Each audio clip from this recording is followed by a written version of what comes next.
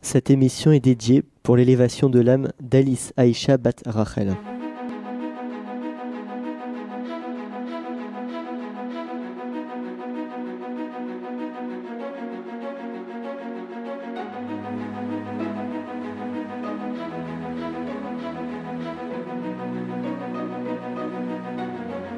Précédemment, dans Nassau. La paracha précédente décrit la façon dont les Nessi'im, les princes des 12 tribus, inaugurèrent l'autel du Mishkan en offrant leurs sacrifices. Bonjour à tous, soyez les bienvenus sur rosetdemiel.fr pour cette 32e émission consacrée à la paracha de la semaine. Ici Jonathan Debache, et vous aurez reconnu la voix de Raphaël Benizri. Bonsoir. Et vous n'aurez sans doute pas reconnu une voix qui est nouvelle dans cette émission, celle de Jonathan Laïc. Bonsoir à tous. Sois le bienvenu, Jonathan. Merci beaucoup. Merci d'être avec nous ce soir. Ça nous fait très plaisir en tout cas. C'est moi qui vous remercie pour votre invitation. Eh ben écoute, c'est nous qui te remercions d'être venu. Allez, trêve de salam alek. Olivier malheureusement ne sera pas avec nous cette semaine pour l'enregistrement. Ça veut dire que vous ne l'entendrez pas non plus pour la semaine prochaine et on en est très très triste. Mais il va nous manquer. Il était indisponible. Bah voilà, on va démarrer tout de suite. Alors cette semaine, nous allons voir beaucoup de choses concernant les Béné Israël et vous allez voir que la vie des Béné Israël va prendre un tournant dans cette paracha. Alors on va commencer avec des choses un petit peu plus techniques. Alors Hachem qui ordonne à Moshe d'indiquer à Aaron comment allumer la menorah. Alors on rappelle, la menorah c'est quoi ? C'est ce qu'on appelle en français le candelabre. C'est un bougeoir pour 7 bougies qui était fait en un seul bloc. Alors c'était pas des bougies, c'était de l'huile. Et donc c'était fait en un seul bloc, c'était de l'or pur. Et la flamme était allumée en permanence dans le Mishkan. Et voilà, donc Moshe va transmettre à Aaron la manière que Hachem a demandé d'appliquer pour allumer cette menorah, l'orientation, machin, tout ça. Bon. Moshe doit réunir les Lévi'im et les purifier. Et vous allez voir que purifier un Kohen, c'est assez rigolo. On l'asperge d'eau expiatoire et on le rase intégralement. Plus de poils, plus de cheveux, rien du tout. Plus de barbe aussi. Plus de barbe aussi, effectivement. On explique les nouveaux sacrifices que devront faire les Lévi'im. Et enfin, le fait que les Lévi'im vont prendre le rôle qui était jusqu'alors tenu par les premiers-nés des Béné Israël. C'est-à-dire qu'on se rappelle que le premier-né mâle de chaque famille devait être consacré au service du temple. Eh bien, ceci est terminé, et ce sont les Lévi'im qui vont récupérer ce rôle, et donc c'est pour ça qu'on a encore le rachat au Kohen de manière symbolique, mais réellement ça n'a plus cours aujourd'hui. Enfin, ça n'a plus cours, même déjà à l'époque. D'ailleurs, on dit que lorsque Mashiach viendra, tous les Bechorot, les aînés, iront au service du Beth Amikdash, de la même manière qu'un Kohen, après, lorsque Mashiach viendra, lui-même ira servir au Beth Amikdash. Les aînés, les premiers-nés de la famille, les garçons, iront aussi à leur tour. Retour au statu quo. Exactement. D'accord. Donc pour terminer sur les Lévi'im, la Torah nous précise que c'était uniquement ceux qui avaient plus de 25 ans et moins de 50 ans. Donc on sert Hachem de 25 à 50 ans quand on est un Lévi. Hachem ordonne également le sacrifice de Pessah, l'agneau pascal. Et alors, détail intéressant, c'est que les gens qui avaient été impurs au moment du sacrifice de Pessah, eh bien ils n'avaient pas le droit de faire ce sacrifice. Et on leur faisait une session de rattrapage un mois plus tard, le 14 Iyar. Et c'est ce qu'on appelle aujourd'hui Pessah Sheni. Sheni, ça veut dire le deuxième.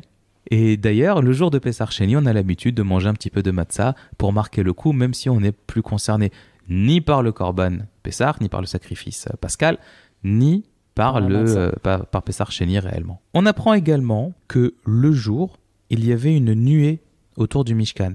Donc depuis son inauguration, il y avait cette nuée autour du Mishkan. Et la nuit, c'était une colonne de feu. Et on apprend quoi ? On apprend que lorsque la nuée se lève, ça veut dire « Allez, on plie le camp, on s'en va ». Et la nuée donc, faisait son petit bonhomme de chemin. Et quand elle se posait, ça voulait dire « C'est ici qu'on s'installe ». Et donc on installait tout le monde. Hachem ordonne également à Moshe la confection de 2 trompettes que l'on sonnait en diverses occasions. Pour rassembler les gens, lorsqu'on faisait un sacrifice, lorsqu'il fallait livrer une bataille, et les exemples ne manquent pas. On apprend également que entre l'arche et le peuple, eh ben, il y a une petite distance. Il y a l'équivalent de 3 jours de marche. Donc il faut imaginer un petit peu la taille du camp, hein, quand même, l'étendue de la chose. Lorsque les Bnei Israël se déplaçaient, ça devait se voir, hein, dans le désert. Moshe invite Yitro à rentrer en Eretz Israël avec eux, et Yitro va refuser. Et en fait, s'il refuse, c'est parce qu'il préfère rentrer dans son pays et aller y propager la Torah. Et voilà, et on arrive maintenant à ce dont on parlait en préambule, ce tournant dans la vie des Béné Israël. On dit que le peuple se plaint. Et alors, il y a une expression qui est très très puissante, c'est qu'ils avaient envie d'une envie. C'est-à-dire qu'ils n'avaient pas un besoin particulier. Ils avaient juste d'avoir envie de quelque chose, comme une graine de révolte qui était dans leur cœur et qui commençait à germer. Un peu comme un enfant qui est là, qui regarde autour de lui, il a envie de faire une bêtise, il ne sait pas encore laquelle, mais il prépare un coup. Et c'est ça qui a commencé à se passer. Ils avaient tellement tout que ouais. L'envie leur est partie un peu. Oui, c'est un petit peu ça. Et Hachem va brûler toute l'extrémité du camp. Et Moshe va réussir à le calmer et il va s'arrêter là. Et alors là, il y a un truc complètement incroyable. On dit que, ça c'est Rashi qui le dit, dans l'extrémité du camp, il y avait Am. Et alors, Am, dans ce cas, on ne le traduit pas par le peuple, mais plutôt par la populace, la racaille, c'est-à-dire les mauvaises gens, on va dire. Et donc, c'est les mauvaises gens qui vivaient en périphérie du campement, enfin, à son extrémité, et c'est eux qui ont été brûlés. Mais c'est eux qui ont été brûlés. Et on va voir après qu'ils n'étaient pas seuls. On va y revenir dans un instant. Les bénis Israël vont se plaindre à nouveau. Pourquoi ? Parce qu'ils ont été entraînés, parce que ceux que l'on appelle le Erev Rav, c'est-à-dire tous les gens qui sont avec eux, mais qui ne sont pas comme eux. On dit que quand ils sont sortis d'Égypte, il y avait un certain nombre d'Égyptiens qui sont partis avec eux. Alors, on dit que c'était des gens qui avaient reconnu la grandeur d'Hachem et qui étaient partis parce qu'ils voulaient faire partie de ce peuple-là. Et la vérité, c'est que parmi ces gens-là, il y avait aussi des espions. Il y avait des gens qui étaient là-bas sur ordre de Pharaon, uniquement pour semer la discorde. Et alors, dans un premier temps, pour les espionner, mais après, leur but, leur mission, c'était de semer la discorde entre les bénis Israël et de faire en sorte de contrarier les projets d'Hachem, d'unir les bénis Israël dans la Torah et en terre d'Israël. Et certains avaient peur aussi de leur sort en sortant d'Égypte, non ? Dans le Erev Rav ? Dans le Erev Rav, ouais. Certains ont fui l'Égypte tout simplement parce qu'ils étaient menacés là-bas, parce qu'ils avaient des problèmes avec d'autres personnes, peut-être vis-à-vis du pouvoir, non ? Je ne sais pas. C'est possible. C'est possible, hein. C'est même probable. Hein. Il y a toujours des gens qui sont en mauvais termes avec leur pays et qui sont très contents de trouver refuge en Israël. Et je ne fais allusion à personne. Bref, Moshe calme à nouveau Hachem et lui demande de l'aide. Il dit qu'il n'arrive pas à gérer, il y a trop de demandes du peuple. Et il va obtenir d'Hachem qui vont nommer 70 juges pour l'aider dans son travail de résolution des conflits entre les bénis Israël. 70 juges nouveaux ? Et les anciens, on les retrouve où ? Ben écoute, je te remercie de poser la question, Jonathan. Non. Comme quoi les Jonathan sont définitivement des gens de qualité. Alors, ce que tu dis est parfaitement juste. Comment ça se fait que Moshe croule sous le travail ? Comment ça se fait qu'il a besoin de nommer des juges ? Alors qu'on avait vu il y a quelque temps que lorsque son beau-père Yitro lui avait rendu visite, il l'avait aidé justement à mettre sur place cette structure-là.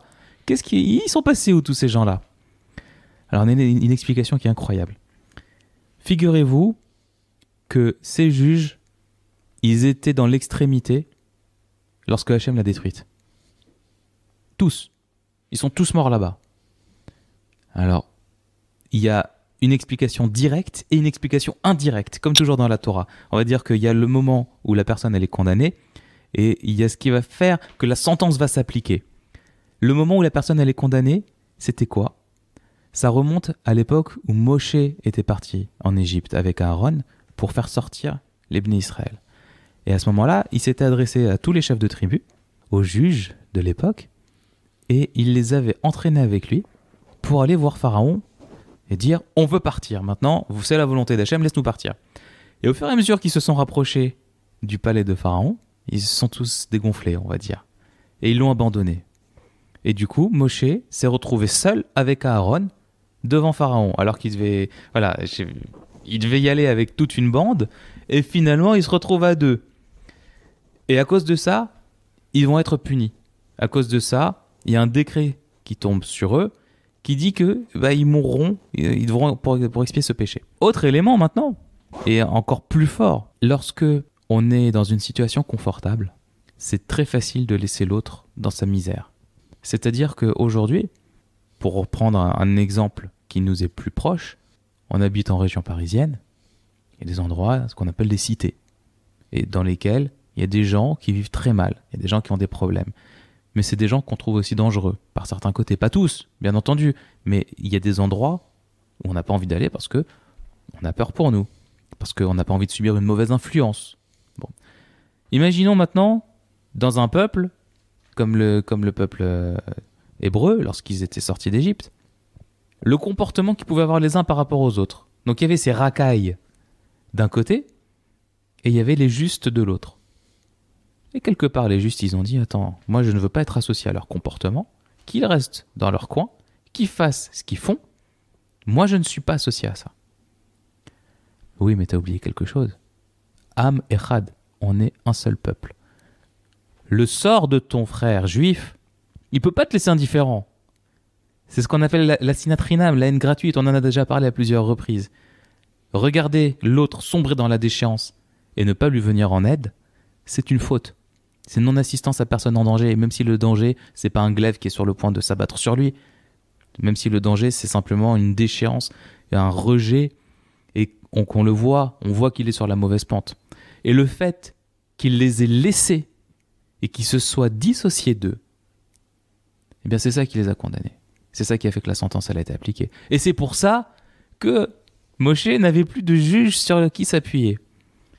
Et les nouveaux juges qui vont être nommés, c'était des gens qui avaient déjà été nommés par le passé. On remonte encore en Égypte, à l'époque de l'esclavage. Les Égyptiens, pour mieux tenir les Béné Israël, ils avaient nommé, on va dire, des contremaîtres parmi les Juifs. Et ces contremaîtres, si jamais les esclaves, donc leurs frères, ne tenaient pas les cadences, ne tenaient pas le rythme et ne faisaient pas ce qui était prévu, c'est eux qui prenaient. Et c'est eux, c'est leur famille.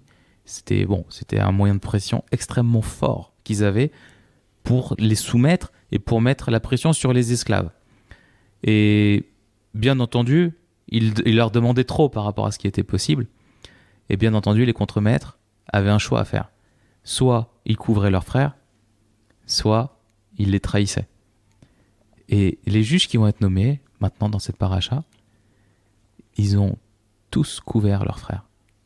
À l'époque, il y avait une solidarité incroyable et ils ont pris des risques inouïs pour sauver leurs frères et pour ne pas les faire condamner, pour ne pas leur causer du tort. Et donc c'est eux qui vont devenir les nouveaux juges d'Israël. Et on dit qu'ils étaient bien plus grands que les précédents. Okay. Ce qui prouve d'une certaine manière qu'ils avaient, à ce moment-là, lorsqu'ils étaient en Égypte, une certaine responsabilité. Et c'est donc vis-à-vis de cette expérience aujourd'hui que leur nomination s'explique. On peut dire ça, et je dirais plus que de l'expérience, c'est plutôt un comportement. Exemplaire. Par rapport à leur qualité. Oui, c'est ça, ils ont prouvé leur valeur. Ils ont prouvé leur valeur. Alors, les Béné Israël se plaignent de beaucoup de choses.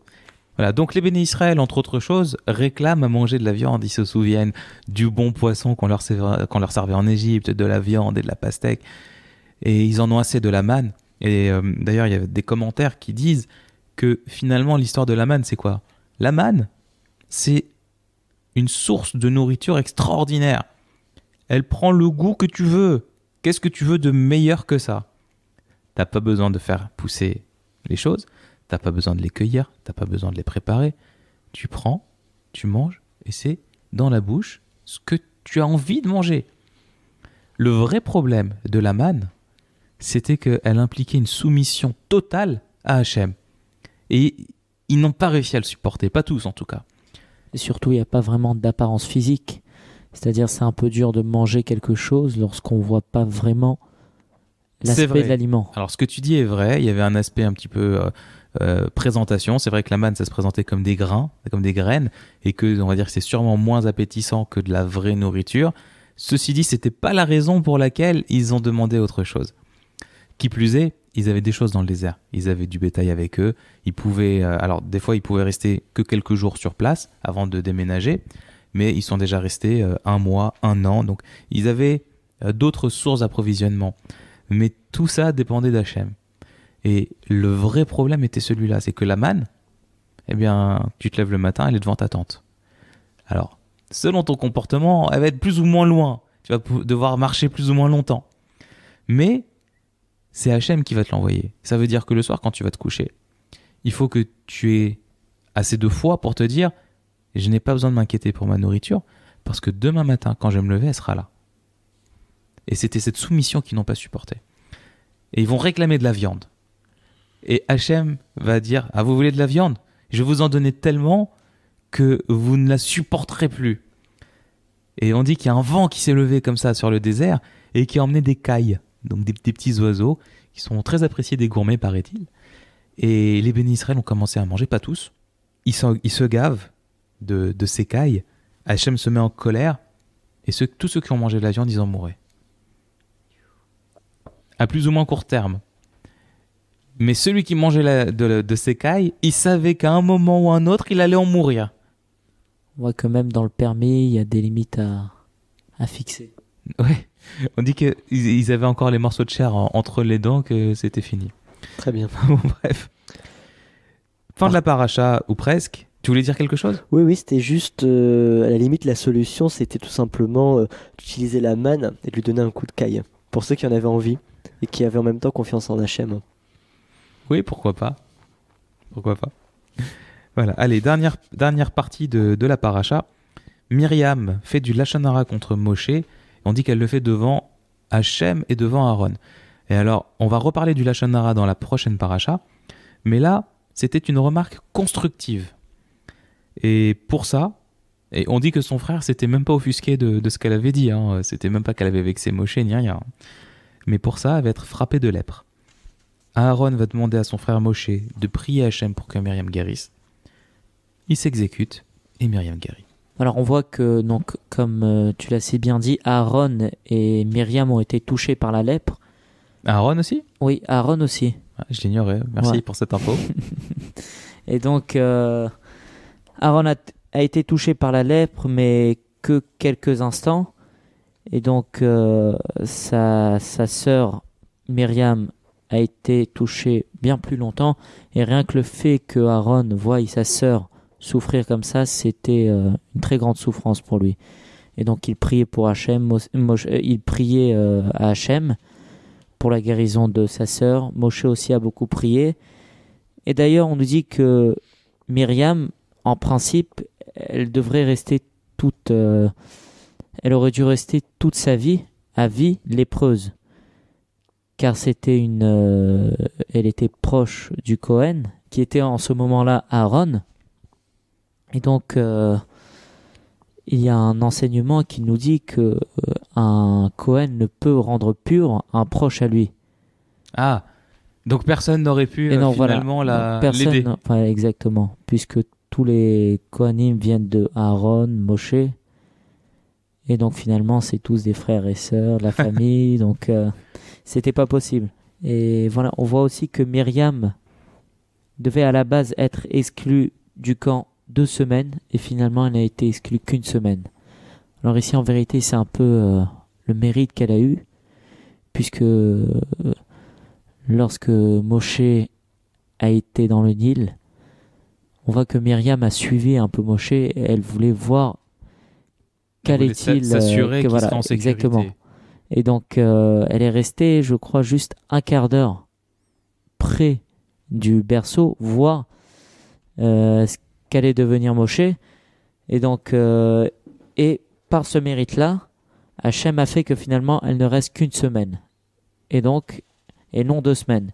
Et donc on peut apprendre ici que même un acte minime, quel qu'il soit, peut avoir des conséquences énormes sur la vie, et peut rapporter énormément.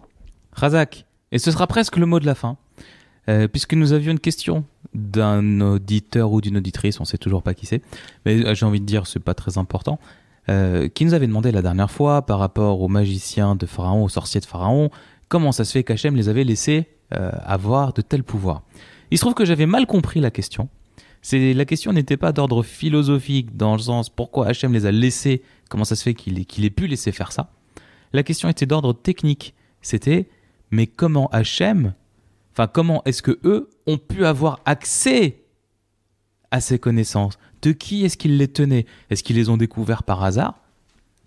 Ou est-ce qu'ils les tenaient de quelqu'un?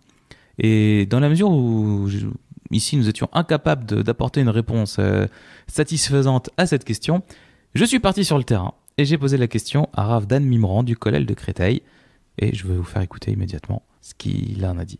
Eh bien, je suis avec Dan Mimran de Créteil. On peut dire du Kollel? Tout à fait. Du Kollel de Créteil. Bonsoir. Bonsoir. Et donc, la question de notre auditeur-auditrice était de savoir d'où les Mitzrim, d'où les Égyptiens, tenaient de tels pouvoirs, à quel moment ils avaient pu les connaître, à quel moment ils avaient eu accès à cette connaissance. Il faut savoir que Abraham Avinu déjà avait donc légué tous ses biens à Yitzhak son fils et il n'avait pas voulu lui donner les pouvoirs maléfiques de ce qu'on appelle Koach HaTum'a, la force que l'on pourrait tirer de l'impureté, et qu'il avait décidé de les donner à ses autres enfants qu'il avait eus d'une autre femme, Hagar, d'une deuxième épouse, dont Ishmaël, et d'autres enfants également. C'est sûrement de ces 6 enfants que Abraham a eu et à qui il a donné ces pouvoirs un petit peu de sorcellerie et maléfique, qui ont sûrement reçu donc ces cadeaux et les ont utilisés en les transmettant sûrement en partie à Mitzraïm. La Gemara, le Talmud dira à tel point qu'il y a 10 quantités de sorcellerie qui sont descendues sur terre, 9 ont été pris et dérobés par les Égyptiens et une 10e partie qui s'est un petit peu éparpillée sur le reste du monde. Donc ils avaient effectivement des pouvoirs, sûrement, selon la Gemara dans Sanhedrin, traité Sanhedrin à la page 91 folio A, de la part de Abraham via ses enfants. Merci pour cette réponse. Bevakasha, avec plaisir. Voilà, donc cette fois-ci, j'espère que la réponse vous aura satisfait. D'ici là, voilà, on vous dit à la semaine prochaine. On vous rappelle que l'émission peut s'écouter sur le site rosédedemiel.fr.